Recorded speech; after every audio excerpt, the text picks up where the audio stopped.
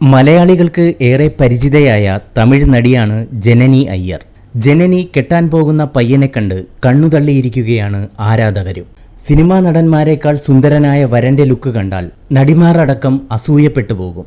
പൈലറ്റായ സായി റോഷൻ ശ്യാമിനെയാണ് ജനനി വിവാഹം ചെയ്യുന്നത്.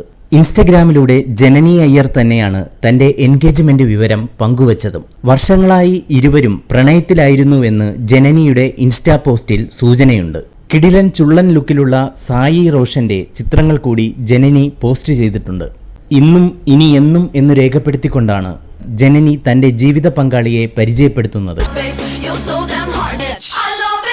മലയാളി നടിമാരായ ഐശ്വര്യ മേനോൻ, ശിവദ, സാനിയ അയ്യപ്പൻ, അഞ്ജു, തമിഴ് നടി ഗായത്രി ശങ്കർ തുടങ്ങിയവരെല്ലാം ആശംസയർപ്പിച്ച് ഇൻസ്റ്റയിൽ കമന്റ് ഇട്ടിട്ടുണ്ട്.